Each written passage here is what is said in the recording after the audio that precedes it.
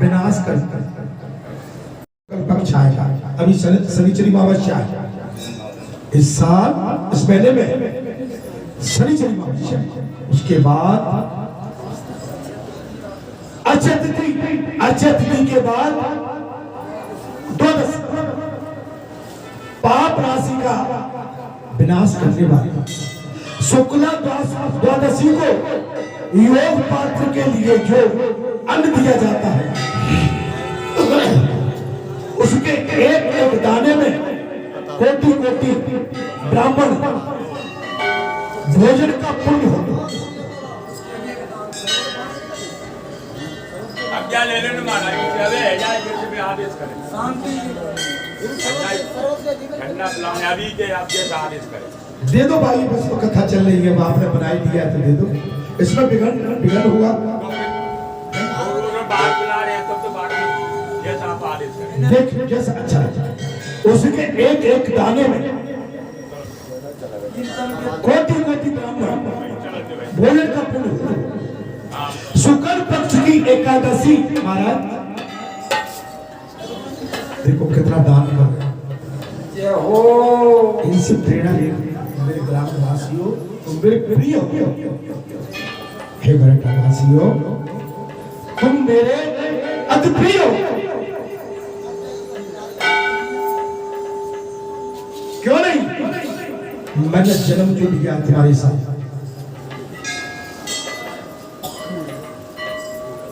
जो भगवान विष्णु की प्रसन्नता के लिए जागरण करता है वो जीवन मुक्त होता है।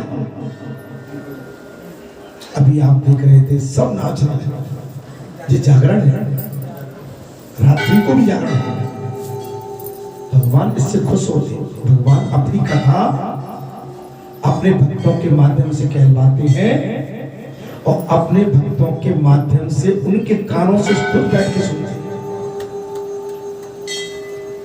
जो बैसाख की द्वादशी तिथि को तुलसी के कोमल तन से भगवान विष्णु की पूजा करता है, वो समूचे कुल का उद्धार करके वैकुंठ लोक का अधिपति होता है। वैकुंठ लोक का अधिपति।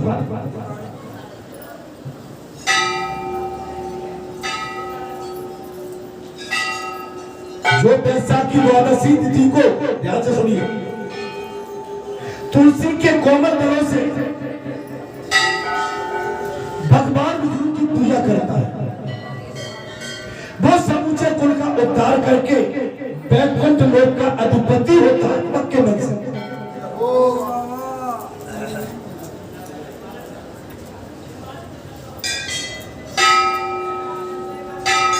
अभी कुछ समय पहले एक सुंदर कांड कराना चाहते थे, उनने ठान ली मार्च में।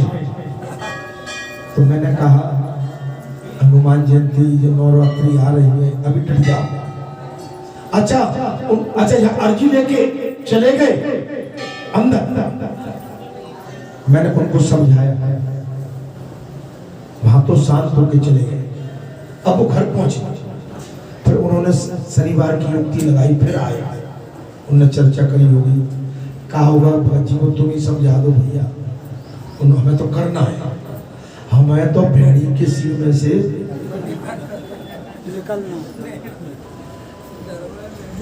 अब देखिए उसी समय क्या हुआ कि उस माता को भगवान ने प्रेरणा दी कि बैसाख मास में जो पुण्य किया जाता है वो सब परे होता है।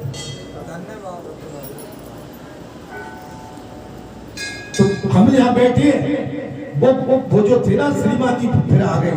तो एक काम करो कि वो शादी पढ़ेंगे, ब्याह पढ़ेंगे, तो आप एक काम करो ना, कथा हो जाए। तो फिर हमने कहा भाई तुम्हारे मन में लगी है तो हो जाए, लेकिन हमने कहा कि कथा तो उजाले पक्ष में काम आती है और बैसाख से बढ़िया कोई समय हो नहीं सकता। तो महाराज वो उन माता के विवेक में बैठे, उन्होंने पूरी बाजी पलट दी, बोले कथा बैसाख में।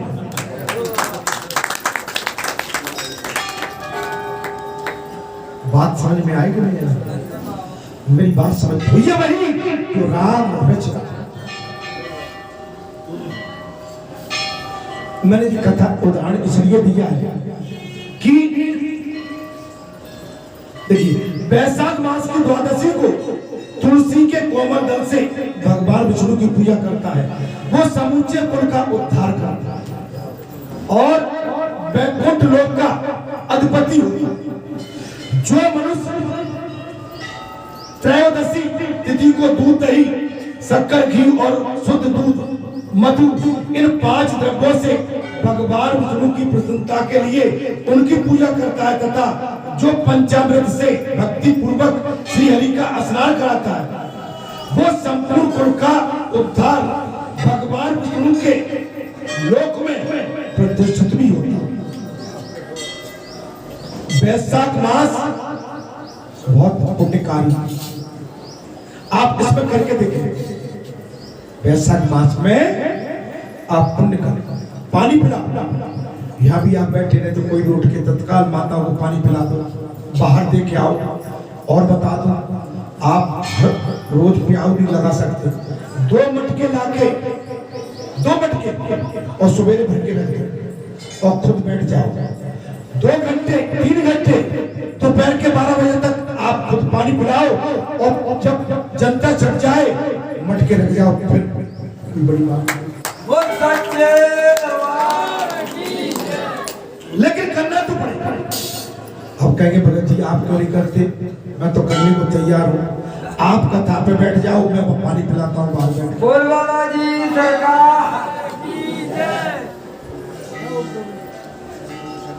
आप कथा सुनाओ और 4 मटके भर के रख दो, मैं पानी पिलाता हूँ जी। आगे भैया वैशाख मास में इनकी हो गई भैया वैशाख मास ठीक है तुम्हारे लिए, अरे बड़े पुण्य का महीना है ये। अब तुम तो उसी समय अड़ गए थे कि नहीं नहीं अभी करा दो सब।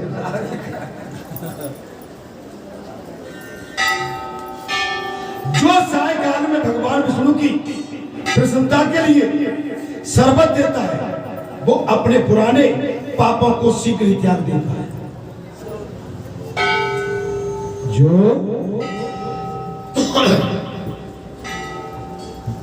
सायकाल में संध्याकालीन में भगवान विष्णु की प्रसन्नता के लिए शरबत देता है शाम के टाइम। इस समय रोड चालू है आपके बैठा वालों की, तो शाम को बढ़िया 20 किलो बर्फ लेके और शक्कर घोर के और रूअफ़ज़ा की 2-3 बोतल डाल के और शाम को बैठ के बस कोई रुकी तमाम रहेगी भैया ठंडा पानी पीते, शाम को 2 घंटे में ही आपका कल्याण होगा। ये व्यर्थ की पंचायत है, ये निंदा परनिंदा बेईमानी गाली गलौज इसकी बुराई उसकी बुराई इससे किसी न करे।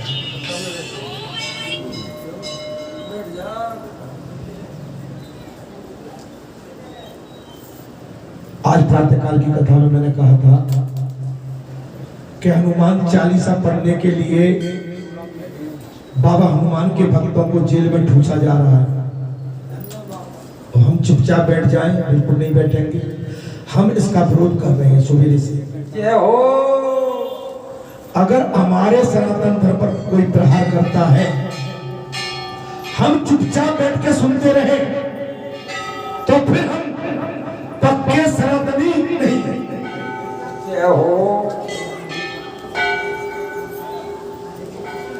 महापुरुष की निंदा, गुरु निंदा, आश्रम की निंदा और उसको भी हम सुने, हम जानते हैं और जानते हुए नहीं बोले तो ये भी पाप है। नया आदमी आ गया, मैं क्या बोल रहा हूं उसे पता नहीं, वो तो सही मानेगा, लेकिन मुझे यहां सब मालूम है और मैं चुप बैठूंगा तो वो भी कहेगा कि नहीं ये तो दिन रात वहां बैठती है, ये चुप बैठी है, कोई ना कोई गड़बड़ तो है। आप बात को साफ करिए। समाज में जीना, हमें समाज को आगे ले जाना, हमें समाज में रह के, समाज में गलती आती है और समाज से गलती होती है और बड़ी बड़ी गलती होती है, लेकिन गलती स्वीकार कर लेना और गलती को बता देना और गलती नहीं है उसको समझा देना, ये भी हमारा कर्तव्य है।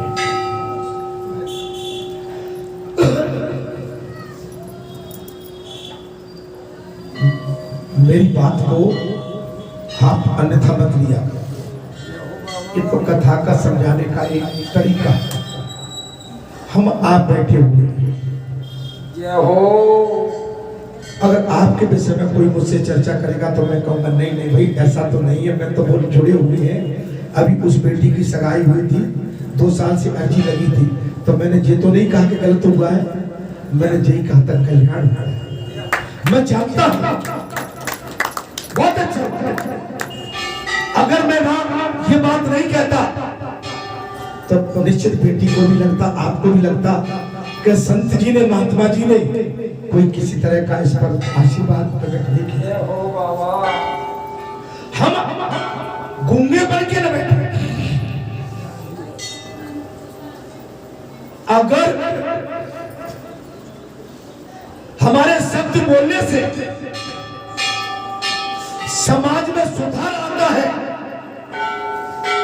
और कुछ असत्यवादी गुस्सा होते हैं, हमारी अवहेलना करते हैं, तो एक बार नहीं 1000 बार करो, लेकिन हम तो सत्य बोलेंगे। बालाजी महाराज की जय। मैंने इसमें कुछ कहा क्या? लेकिन हम जानते हुए अगर साथ बैठ गए तो जो असत्यवादी बैठे हैं ना, उनकी बात पर मोहर लग जाएगा।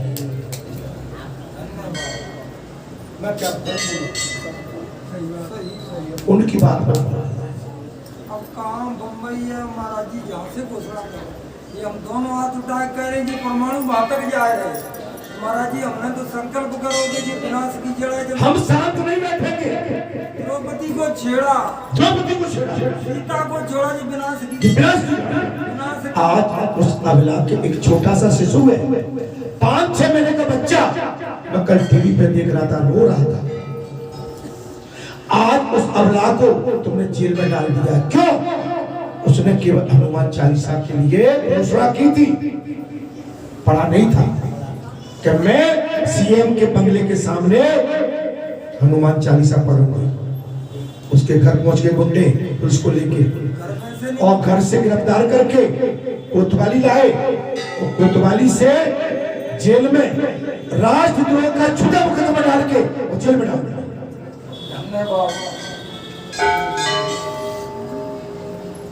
संतो आप बैठे हो, क्या इस पर कल्याण हो सकता है? क्या उसका कल्याण नहीं होता। मेरी माताओं का कोई चीड़हन करेगा तो मैं कहता हूं कि उसका विनाश तय है। और ये महाराष्ट्र की सत्ता, ये बॉम्बे की सत्ता उन सत्ताधारियों के हाथ से बहुत जल्दी छिनने वाले हैं, क्योंकि पतिव्रता नारी का श्राप लगता है तो विनाश होता है, और संत का श्राप लगता है तब भी विनाश होता है। समझ? अगर किसी संत ने श्राप दे दिया तो वो वापस नहीं होगा। कौरवों को श्राप लगा था महाराज, भगवान ने अंत में श्राप, भगवान का उन्होंने मजाक और श्राप दे दिया। आज विनाश हो गया कौरवों का। अब कहिए मैं विनाश के लिए बोलता हूँ। अखिलेश है ना, मुलायम को बंधक बना के डाल दिया, अपने पिता को, चाचा को बंधक बना के डाल दिया। आजम खान को खास समझता था, जेल में ठुसवा दिया, और आजम खान जेल में मिल नहीं रहा है, और अखिलेश पर इस समय बहुत बड़ी गाज गिरने वाली है।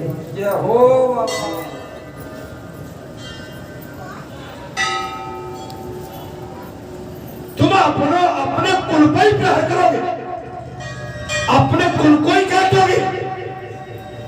जिस जिसने अपना कुल काटा है उसी के कुल का विनाश होता है। हे संतो, हे महात्माओं, इसलिए भगवान से प्रेम करो, ईश्वर से प्रेम करो, सद्मार्ग पर चलो, साधना करो। हमारा यही कर्तव्य है, यही हमारी पढ़ाई है। आपस में बैर द्वेष कलेश, इसमें कल्याण भाई। कथा कोई तो सत्य कहेगा, और कथा जो सत्य कहते हैं, सत्यवादी, वो साफ साफ कहते हैं। अब मैं कह दूं कि नहीं नहीं गलती हो गई है, ठीक है, गलती तो हो जाती है। नहीं, गलती क्यों हुई, और गलती हुई तो आइंदा नहीं होनी चाहिए। भाई गलती हुई क्यों? क्या मेरी पढ़ाई में कोई कमी? क्या मेरा भाव नहीं जाना? मेरा उद्देश्य नहीं जाना। महाराज, मेरी प्रेरणा, मेरा मार्ग आपने नहीं समझा। क्या मैं आपके बीच में रह के इस आश्रम की मर्यादा में कोई शहद लगाता हूं? तो मेरा तो वही है, आपसे भी वही विश्वास है कि हम सब एक ही हैं। इसमें विभिन्न भाव मत रखो। ये तेरा, वो मेरा, उसकी चल रही है, इसकी नहीं चल रही है। प्रसाद बांटने के लिए होता है, प्रसाद जमा करने के लिए नहीं होता है। धन जमा करने के लिए होता है और समय पर खर्च करने के लिए होता है, लेकिन प्रसाद बांटने के लिए।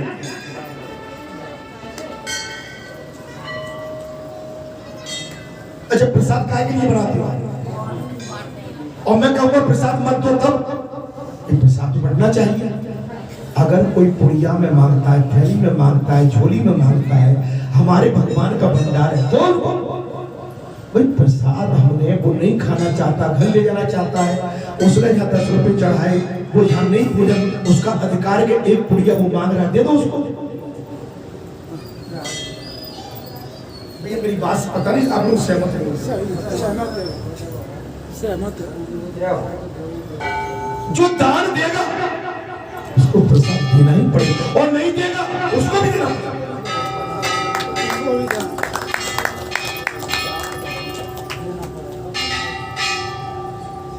माता का भंडारा, तुम्हारे भंडारे होते रहते हैं, या ऐसी परंपरा मत डालो। आप भी सब कुछ हो, मैं तो केवल आपके सहयोग के लिए आपके साथ खड़ा रहता हूँ। मुझे तो पता भी नहीं रहता, न मैं आपकी पंगत में जाता हूँ, न बतौर में घुसता हूँ।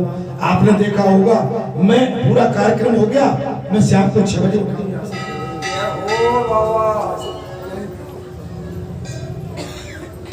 लेकिन प्रसाद का बात हो,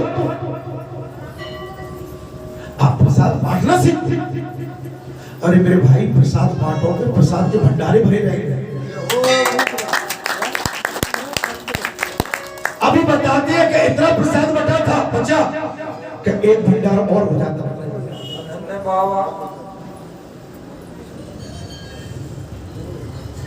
थैली कोई मांगता है, दे दो। कोई व्यक्तिगत थैली नहीं होती। भगवान के दरबार में व्यक्तिगत प्रसाद नहीं होता है। भगवान के दरबार में सभी की आस्था जुड़ी होती है, सभी के लिए होता है। मैंने तो कभी आपसे ये भी नहीं कहा कि आप क्यों इतना कर रहे हो। आपकी हाँ में हम अच्छी बात में मैं तुरंत का निकल। मेरी इच्छा तो थी कि नहीं 4-5 बोरी की बूंदी निकाल दो, 6 की निकाल दो। आप बोले कितने की निकाल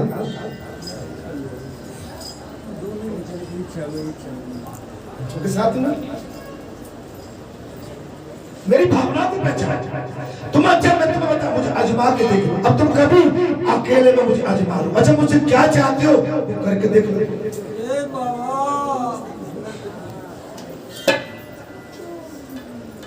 मुझे अपने कुल से, खानदान से, गांव से, अपने समाज से मेरा रिश्ता मत लगाओ। बच्चे तुम्हारी सबसे बड़ी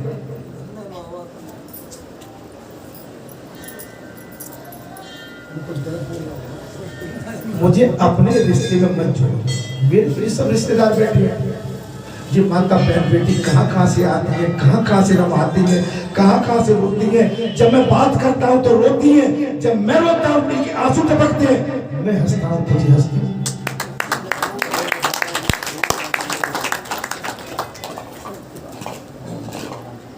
इसलिए है संत महात्माओं, भगवान पर ध्यान रखना और तुम्हें बढ़िया, इससे बड़ा कुछ नहीं हो सकता कि तुम्हारे गांव में, तुम्हारे घर में तो अवतार हुआ है महाराज, जन्मे अवतारी।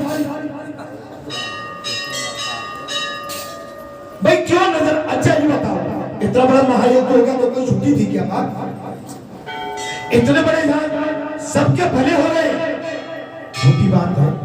अभी वो सरपंच रमारा मांगेगा एक बार, मैं तो साधारण जीव हूं, मैं तो आपसे भी नीचे के स्तर का हूं। प्रात रे जो नाम हमारा, और ते दिन ताय न मिले। बोल सच्चे दरबार की जय, बालाजी महाराज की जय। आज आपने कहीं इस राजगद्दी में ठोकर मार दी तो तुम्हारा पतन तय है।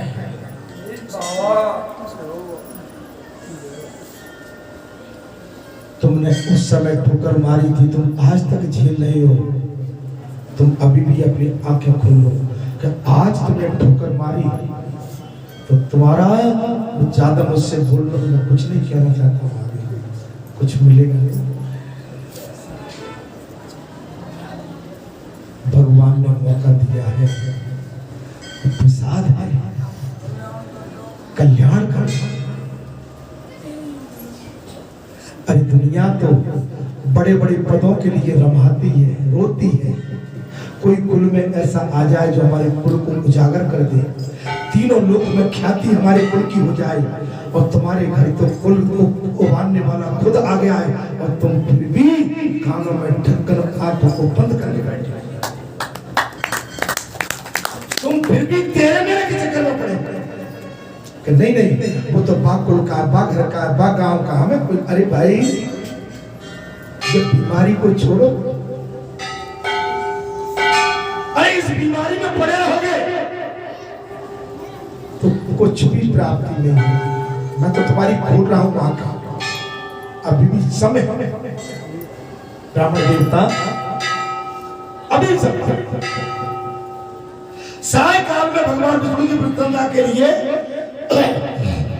जो शरबत देता है वो अपने पुराने पाप को शीघ्र त्याग देता है। पुराने पाप, शाम को अभी वैशाख महीने में आप अपने घर के द्वारे बाजार में अच्छा कोई मोहल्ला हो, एक बोतल रूअफ़ज़ा की गुरुजी की 2 किलो दूध डाल के 2 किलो उसमें बर्फ डाल के आप शरबत पिला लो, 10 20 25 गिलास जो आप।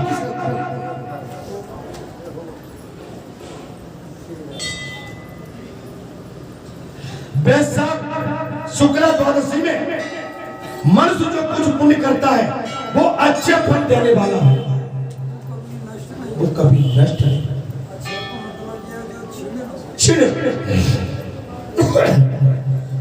वो कभी नष्ट नहीं।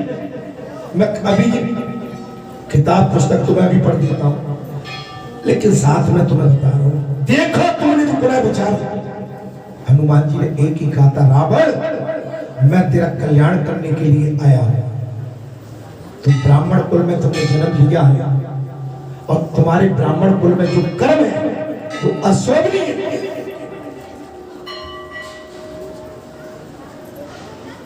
अभी भी सावधान हो जाओ, हनुमान जी ने यही कहा। देखो तुमने जो कुल है विचारी, अपने कुल की ओर देखो, अपने पुरखों की ओर देखो, अपने पूर्वजों की ओर देखो, अपना इतिहास उठा के देखो कि हमारे पुरखा, हमारे पूर्वज, हमारे भले आदमी, भले मानुष, उनके क्या कर्तव्य थे, उनकी बात में दम था। जब पगड़ी बांध के वो अन्य गांव में जाते थे, पगड़ी वाले को उठा के पहले से लोग स्वागत करते थे, आइए बैठिए, दादाजी, बाबा जी, पटेल साहब, मेंबर साहब, सरपंच साहब, आइए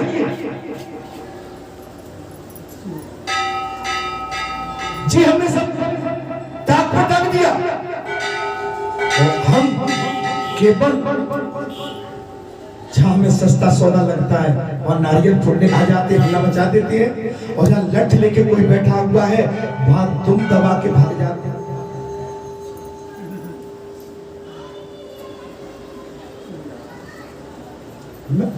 मैं किसी पे व्यक्तिगत नहीं कह रहा हूं, भले ही मैं तो एक उदाहरण दे रहा हूं। आप अपना खुद देखिए, अपने पैरों पर खड़ा होना सीखिए। पहले आप अपने गले में हड्डी मत लटकाओ, कभी ऐसी फांस मत डलवाओ कि वो आपके गले का फंदा बना। ये कथा कह रही है, मैं किसी पे आक्षेप नहीं लगा रहा। प्राचीन काल में कश्मीर देश में देवव्रत नामक एक ब्राह्मण थे। देवव्रत, मैं ये कथा कई बार कही, देवव्रत नामक एक ब्राह्मण थे। उनके सुंदर रूप वाली एक कन्या थी।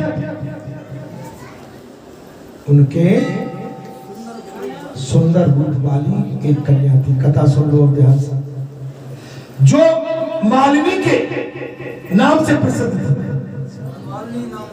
उसका नाम था मालिनी। ब्राह्मण ने उस कन्या का विवाह सत्यशील नामक बुद्धिमान ध्वज के साथ कर दिया। सत्यशील नामक ब्राह्मण के ध्वज के साथ मालिनी तो मार्ग पर चलने वाली पुंस चली होकर स्वच्छता पूर्वक इधर उधर रहने लगे। वो केवल आभूषण धारण करने के लिए पति का जीवन चाहती थी। आभूषण धारण करके मैं अपने पति के साथ रहना चाहती थी। उसकी हितैषियां नहीं थी। उसके घर में काम काज करने के बहाने उपपत्ति रहा करता था।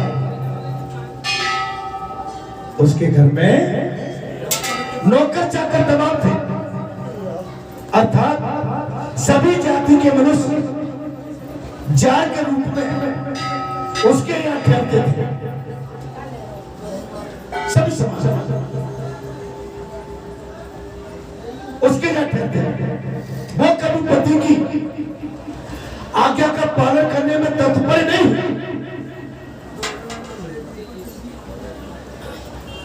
वो कभी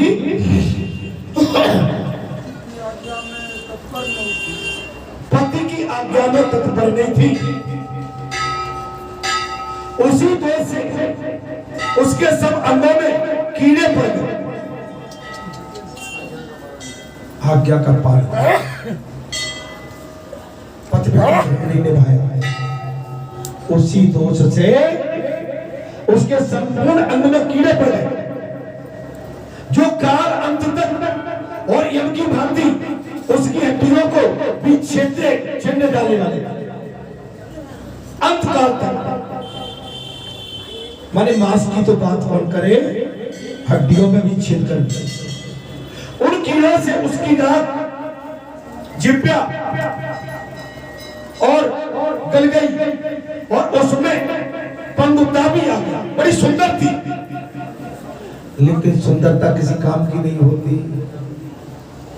आप गोरे चट्टे हो, आप अपने गोरे चट्टे पर अभिमान करो। आप धनवान हो, धन पर अभिमान करो। आप बलवान हो, बल पर अभिमान करो। आप समाजवान हो, आप समाज पर हो।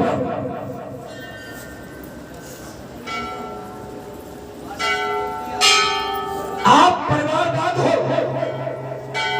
अपने परिवार पर अभिमान करो। जी अभिमान किसी के काम नहीं। ऐसे ही उस ब्राह्मण की सुंदर कन्या में सुंदरता थी, लेकिन अपनी सुंदरता का अभिमान और पति के आज्ञा की अवहेलना और पति के आज्ञा की अवहेलना का तात्पर्य था कि उसके शरीर में कीड़े पड़ गए, हड्डियों को छेद दिया, नाक गल गई, गला गल गया, पंगुता हो गई, अपंग हुआ। इन सब कलेशों से मृत्यु को प्राप्त होकर वो नरक की यात्रा भोगे।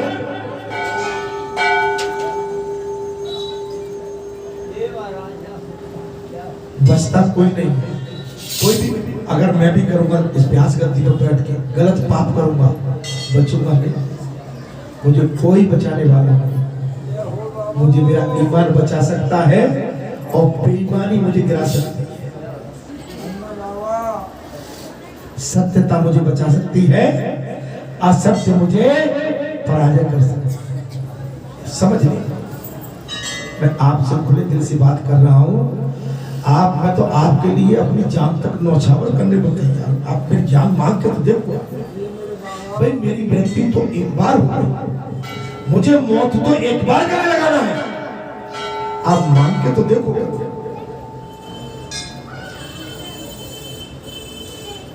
मैं तो इस क्षेत्र में खुशहाली चाहता हूं।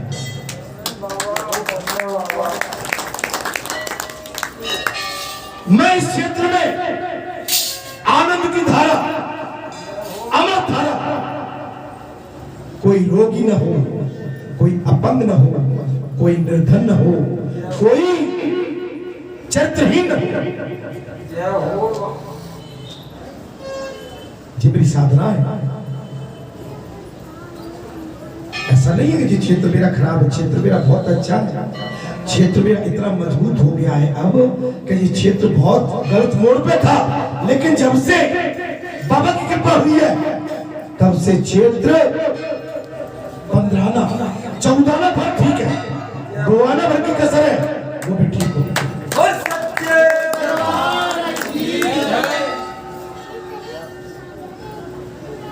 आज आप मेरी बात पर विश्वास करते हैं। कब करते हैं? तब आप मुझ पर कुछ देखते होंगे। तब आप आंख नीच के मुझ पर विश्वास नहीं करते, जब भी मुझे मालूम है। आप मेरी दिनचर्या को पकड़ते होंगे, आप मेरे भाव को पकड़ते होंगे, आप मेरी निष्ठा को, मेरे कर्म को, मेरे धैर्य को, मेरी दिनचर्या, मेरे कर्तव्यों को, मेरी वाणी को। मेरी वाणी कड़वी है, हाँ एक बात जरूर कहूँ, मेरी वाणी बहुत खतरनाक है, कड़वी है। जब मैं कड़वा टोच दूंगा तो तुम्हारी बीमारी को खत्म कर दूंगा। जी बच्चन में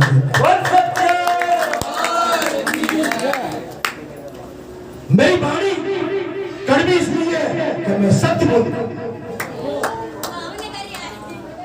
और सही बोलता हूं और अपनों को सचेत और सावधान भी करता हूं।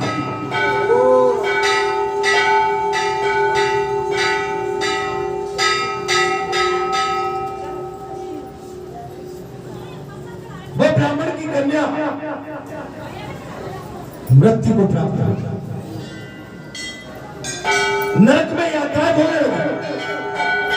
1,50,000 वर्ष तक।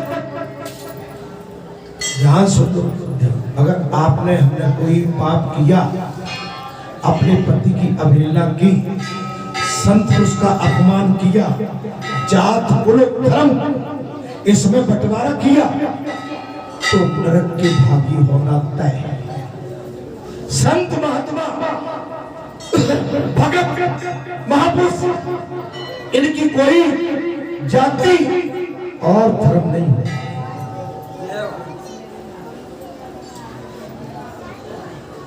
ये संसार के लिए जीते हैं, एक परिवार एक घर के लिए नहीं जीते हैं, एक अपने राष्ट्र के लिए जीते हैं। और राष्ट्र में 150 करोड़ जो हमारी मतदाता हैं उनके लिए जीते हैं। 1,50,000 वर्षों तक वो तांबे के भंडार में रखकर जलाई गई।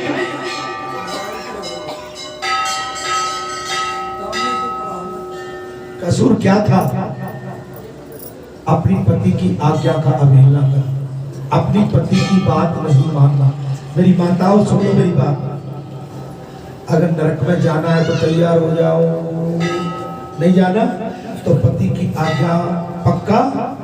अच्छा मैंने कई बार कहा पति की आज्ञा करते हो सब, पति की आज्ञा के अनुसार ही हम आपको काम करते हैं, ठीक है। पति को बुरा भला कभी मत करो, ठीक।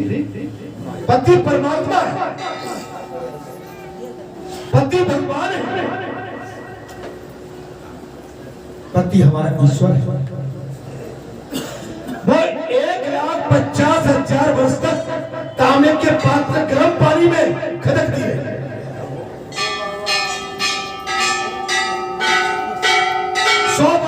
कुत्ते की योनि में जाना पड़ा, कुत्ते की योनि।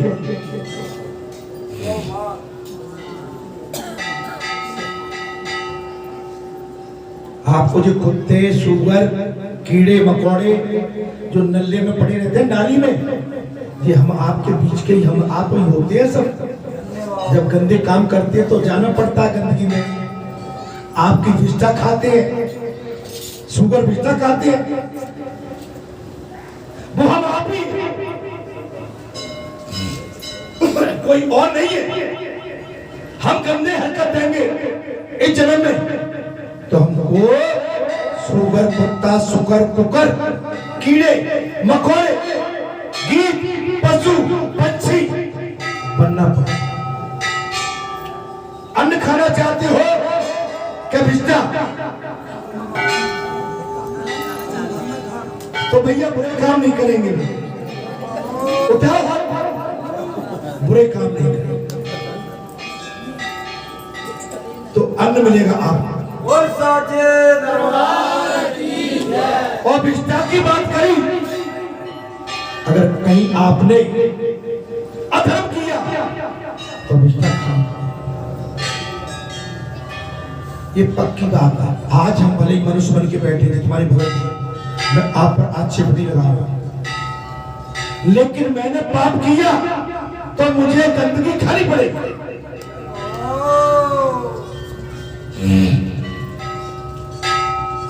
सुअर बनना पड़ेगा, और सुअर इसलिए बनना पड़ेगा कि इतने बड़े पद पर बैठ के तुमने पाप किया। इतने बड़े पद, इससे बड़ा पद संसार में कोई प्यास करती, बोल बालाजी महाराज की जय। इससे बड़ी गलती नहीं है किसी की भी। इतिहास उठा के देखे, ब्राह्मण बैठे, अगर भगवान ने जो गद्दी दे दी, जिस सिंहासन आसन दे दिया, अगर मेरा मन गंदगी की तरफ जाता है, पाप की ओर जाता है, तो मुझे एक बार नहीं हजारों बार नरक भोगना।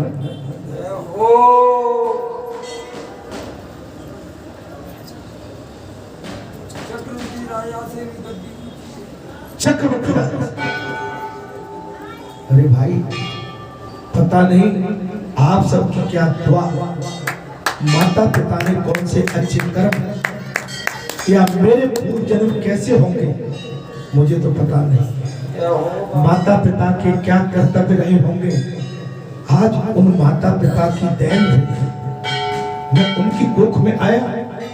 मेरा जीवन मेरा भाग्य आपका भाग्य उच्चतम है, इससे बड़ा सिंहासन जय हो। अब मैं कहूं जाके कि मैं कुत्ता बनूं, सुअर बनूं, कुकर बनूं, सुकर बनूं, गंदगी खाऊं, क्या शोभा देगी? जानते हुए भी जब मेरे सामने दही दूध अमृत भंडार भरे हुए, मक्खन मलाई रबड़ी फल फूल, हम मैं गंदगी में मुंह डालूं? देख बड़ाई नार को मत ललचावे जीव, और रूखी सूखी खा के सब ठंडा। और साचे दरबार की जय। जैसी वो माता है, जैसी ये माता है, जैसी मेरे घर में माता है, मेरी पत्नी है, मेरी बेटी है, मेरी बहू है, वैसी ये भी किसी की बहू है, बेटी है, बहन है, ये ठीक वैसी है जैसी तुम्हारे घर में। ये अलग से नहीं आ गई है, जैसे जे कपड़े पहनती है वो तुम्हारे घर में कपड़े पहनते हैं। इनमें कोई अंतर नहीं है। तुम्हारे घर में अरहर की दाल पकती है, इनके घर में भी अरहर की दाल पकती है। तुम घर में चावल खाते हो, मन को समझाना बच्चों, बुराई से बचो। जय बाबा। मेरे पुराने मिलते शादी में नहीं जाता। कल एक पड़ोस में शादी थी, मैं नहीं जा पाया। आपकी बहू से बोला चलिए भैया दे आना, जाके और मिले आना। हाल में वो गई तो अरे आए नहीं, उन्हें एकदम अरे दिखे नहीं, आप भी नहीं, भाई साहब भी नहीं, पड़ोसी हो जी। तो उन्होंने कहा कि नहीं, वो कम आते जाते हैं, बड़े खुश हुए। अरे 25 साल में पहली बार आप एक ऐसी भी कोई बगल में रहते हो, 25 साल में। मेरा एक चीज और बताऊंगा, मैं आज और एक चीज बताऊं। मैं जिस जगह रहता हूँ मेरे घर में न कोई आता है, न हमारे घर में कोई जाता है, न हम किसी घर में घुसते हैं, कितनी बड़ी आज तक का रिकॉर्ड है। मैं जिस कॉलोनी में रहता हूँ मैंने उनके घर में जाके कभी न चाय नहीं पी आज तक का। मुझे 25-26 साल हो गए। अगर वो आ गए होंगे तो वो भी एक आधा भूल से पी गए, मुझे ध्यान नहीं है। लेकिन बाहर हेलो हाय राम राम श्याम श्याम, अंदर नहीं भाई, अंदर तो मेरा व्यक्तिगत मामला है। तुम अपने घर में, मैं अपने घर जाऊंगा, न मैं अपने घर की जान पाऊंगा न तुम मेरे घर की जान पाओगे। मैं अपने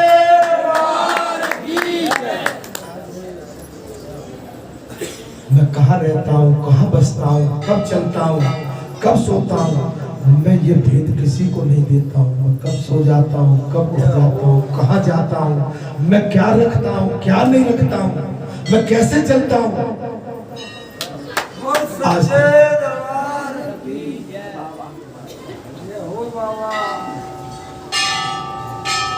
जीवन में मैंने कहा ना कि गले में हड्डी मत लगता।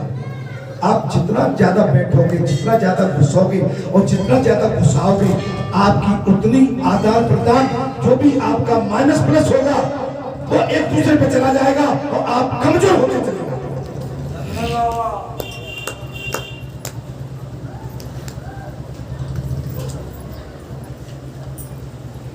महाराज तांबे के भंडार में रखकर जलाई गई, 100 बार उसे कुत्ते की योनि में जन्म लेना पड़ा, 100 बार।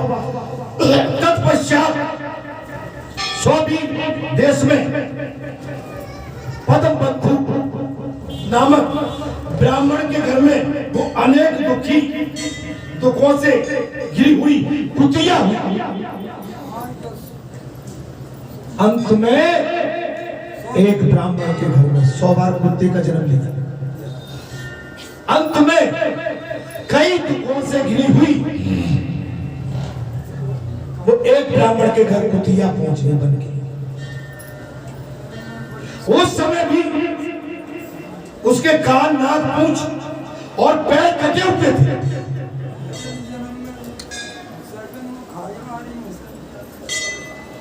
मैं एक बात बता रहा हूं, आपने खजरे कुत्ते देखे, पशु पंछी देखे होंगे कुछ, ये सब पूर्व जन्म का खेल हुआ है। उस योनि में दुख पाया, इसमें भी पाएगा। कल्याण कब होगा? जब ऐसी कथा में बैठे हुए, ऐसे संतों के साथ बैठे हुए, ऐसे परमात्मा के किसी फलदार वृक्ष के नीचे बैठ के आप कथा सुने होंगे, उसी समय आपका कल्याण तय हो जाएगा।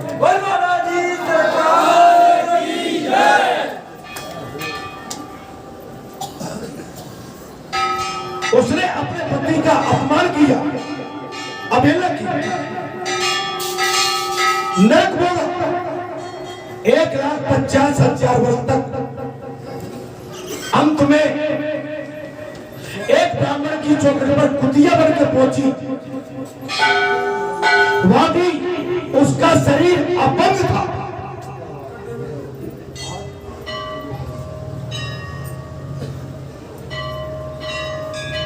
कान, नाक, पूंछ और पैर कटे हुए थे। उसके सिर में कीड़े पड़ गए।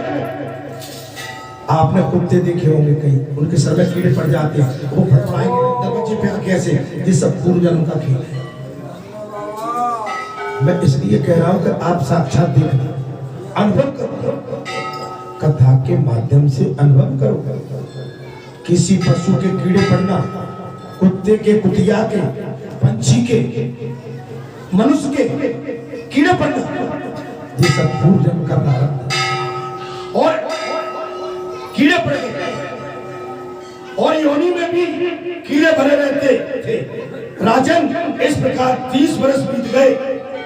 एक दिन वैशाख शुक्ल पक्ष की द्वादशी तिथि को पत्यबंधु का पुत्र नदी में स्नान करके पवित्र होकर भीगे हुए वस्त्र से घर आया। उसने तुलसी की वेदी के पास जाकर अपने पैर धो लिए। तुलसी की वेदी के पास जाकर पैर धोए। देव योग से वो कुतिया वेदी के नीचे सोई हुई थी और सूर्य उदय से पहले का समय था। ब्राह्मण कुमार के चरणों तक से वो नहा गई। तत्काल उसके सारे पाप नष्ट हो गए। सारे पाप नष्ट हो गए। एक ऋषि, एक ब्राह्मण, एक महापुरुष। आपका ये क्षेत्र कैसा था, थोड़ा ध्यान करो। आप 30-35 साल पुराना ये क्षेत्र कैसा था? कोई राम राम श्याम श्याम जानता था क्या? कोई बहन बेटी की इज्जत करना चाहता था क्या? कोई बड़े बूढ़े की इज्जत करना जानता था क्या? अब देखिए क्या हुआ।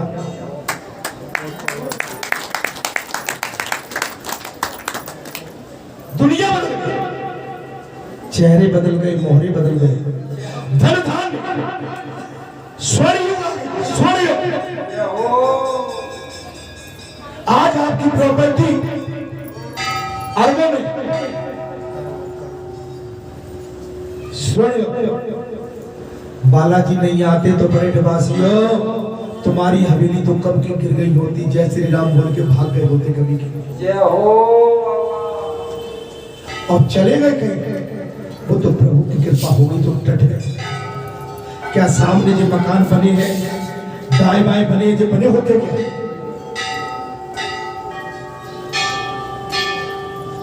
अरे प्रभु की कृपा है, ये धर्म के पैर पड़ गए। धर्म हमारे भगवान,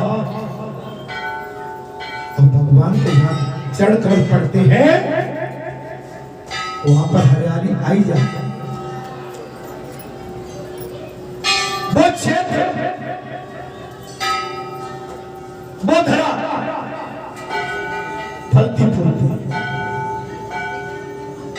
अधर्म कम होता है, धर्म बढ़ता है।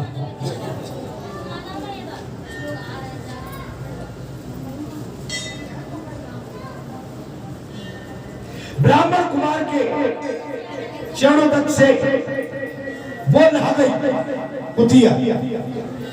तत्काल उसके सारे पाप नष्ट हो गए।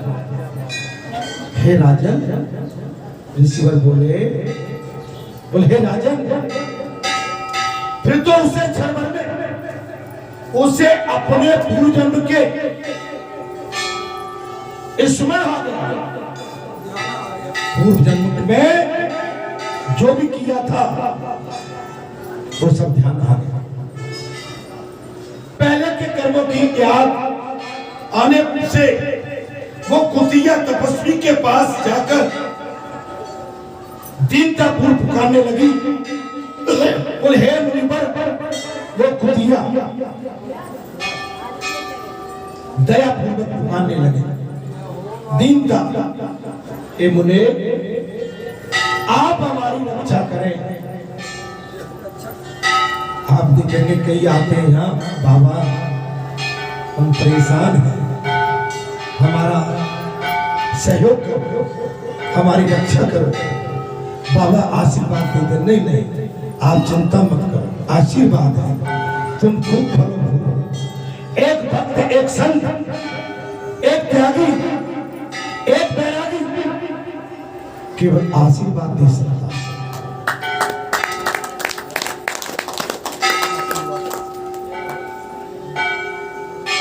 आप सुनते होंगे, देखते होंगे, बोले बाबा आप यहाँ पर वर्षों से लगे हुए हैं, आप हर रोज जो भी अच्छा कुछ करते होंगे, आप पर तो बहुत कुछ राम नाम की कमाई इकट्ठी हो गई होगी। तो मैं आज कह देता हूँ, मैं जो कमाई इकट्ठी करता हूँ, जहाँ दीनहीन रोते पुकारते तड़पते बिलखते आते हैं, मैं जितनी भी कमाई करता हूँ राम के नाम की, मैं उनके कल्याण में लगा देता हूँ।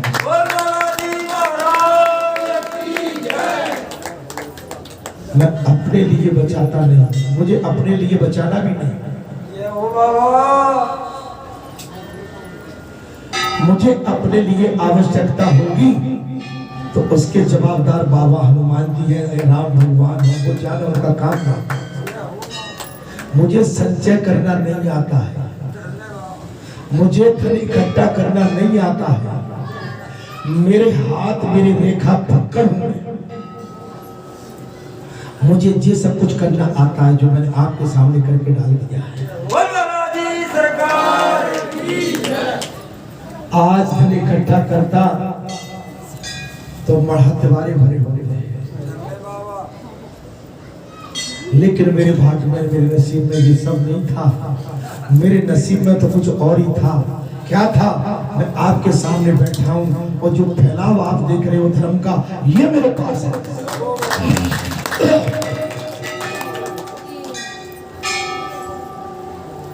हमने चर्चा होती है, क्या तुम इतने बड़े पद पर रहे, इतनी बड़ी नौकरी में रहे, तुमने अपने लिए कुछ भी नहीं किया। अरे हमने इतना कुछ कर दिया कि तुम कई जन्मों तक आनंद लेते रहो। मुझे धन से खुशी नहीं मिलती है, मुझे सेवा से खुशी मिलती है। धन की आवश्यकता है ये मैं जानता हूँ, लेकिन मुझे उतनी आवश्यकता है जिससे मेरा काम चलता है। जब मैं जाऊं तो मुझे चंदन की लकड़ी नहीं चाहिए, मुझे तो गऊ के गोबर के कंडे पर आप धक्का देना, मेरा उसी में कल्याण होगा। जब मेरे को मृत्यु स्वीकार करे तो मुझे चंदन की लकड़ी की चाहत नहीं है, मेरे लिए तो गऊ के गोबर के कंडे थाप के पहले ही से रखना, अधिक से अधिक गऊ के गोबर में ही, कंडों में ही मेरा अंतिम संस्कार कर देना।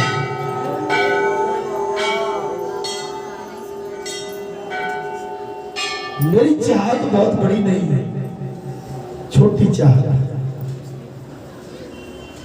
वह चाहत मेरी ये जरूर है कि मेरा देश, मेरे देश का जो मेरा बड़ा परिवार है, वो मेरा परिवार, मेरे देश में जो अखंडता, जो हमारी प्रभुता है, जो सनातन धर्म है, वो मजबूत बना रहे।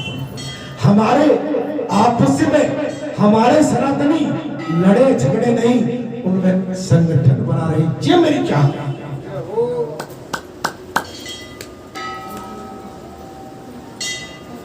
ये मेरी अंतिम इच्छा है। अर्थात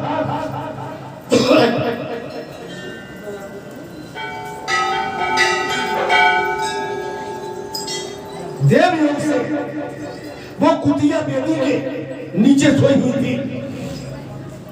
सूर्योदय से पहले ब्राह्मण स्नान करके आए और उनका जो जल गिरा वो कुतिया पर, जब जल गिरा तो उसके पापों का हरण। कुतिया तपस्वी के पास जाकर दीनता पूर्वक पूछने लगी, हे मुने आप हमारी रक्षा करें। उसने पतिबंधु मुनि के पुत्र से पूर्व जन्म का अपना जो भी दृष्टांत था वो कह सुनाया। हे ब्राह्मण, जो कोई भी दूसरी युवती पति के ऊपर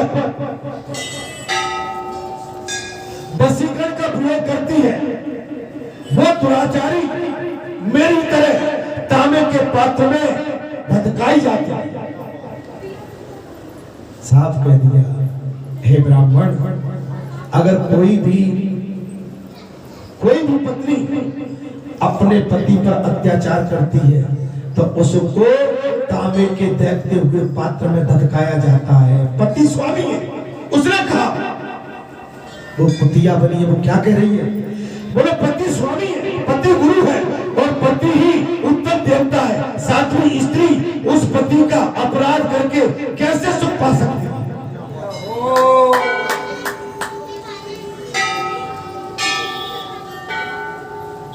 मेरी माताओं, अपने पतियों का सम्मान करना सीखो। अपने पति का तिरस्कार नहीं।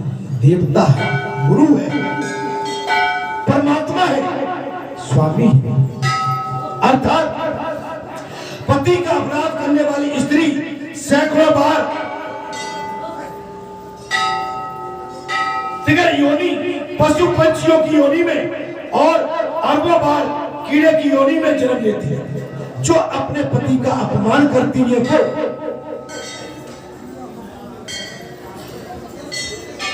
आज बहुत बड़ी कथा है।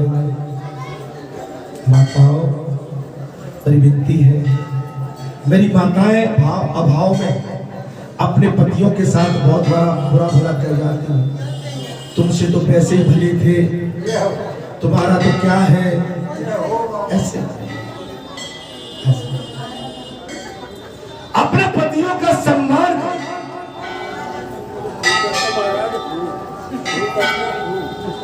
खूब करती है। मुझे मालूम है सबका मालूम। अगर पति कहीं अच्छे काम में लगे हैं तो तुम्हारा कर्तव्य बनता है कि भाई देर अबेर से पति आ रहा है, तुम्हारा पति किसी गलत जगह पे नहीं है, तुम्हारा पति किसी न किसी अच्छी जगह पर धर्मार्थ कार्य में लगा हुआ है। आप अपने पति पर तायनेबाजी मत करो। अर्थात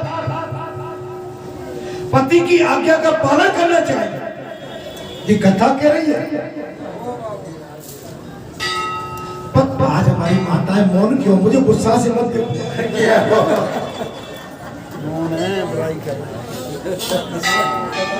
सही बात है रही है ना, पवित्र है। घर में जाके हल्ला होता है हमारा। आ रहे हो? पंडित जी ने छाप लगा दी, सुधार आ रहा है।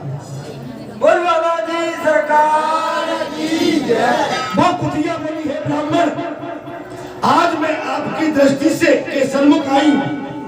यदि आप मेरा उद्धार नहीं करेंगे तो मुझे पुनः इसी यात्रा पूर्वक घृणित योनि का दर्शन करना पड़ेगा।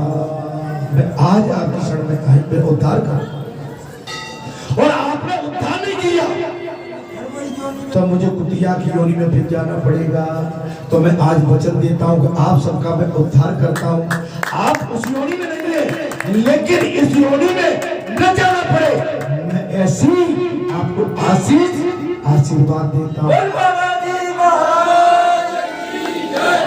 बोल सच्चे दरबार की जय। मुझसे तो आशीर्वाद ले लिया, लेकिन आपका किया कराया मुझ पर आ गया। मुझे कितना भोगना पड़ेगा जी आप नहीं जानती हैं। अब आप माँ के समान है मेरी, मुझे इस संकट को सहने के लिए आप अपना आशीर्वाद मुझे प्रदान करें। ठीक है। अर्थात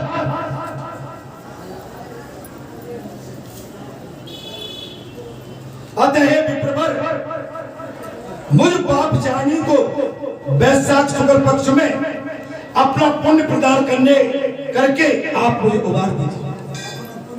अपना पुण्य मुझे दीजिए। आपके पुण्य से मेरा तरण हो गया।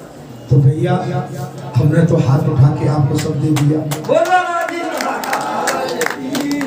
आज आप अपने पतियों से भी मांगती ना कि हमने इतना पाप किया है, और कहते कि आज हमें अपना आशीर्वाद दे दो। आपके पति भी आपको तो दुकान देते, आशीर्वाद नहीं देते। देते क्या? अरे जा, रोज गाली देती, आज आशीर्वाद मांगते।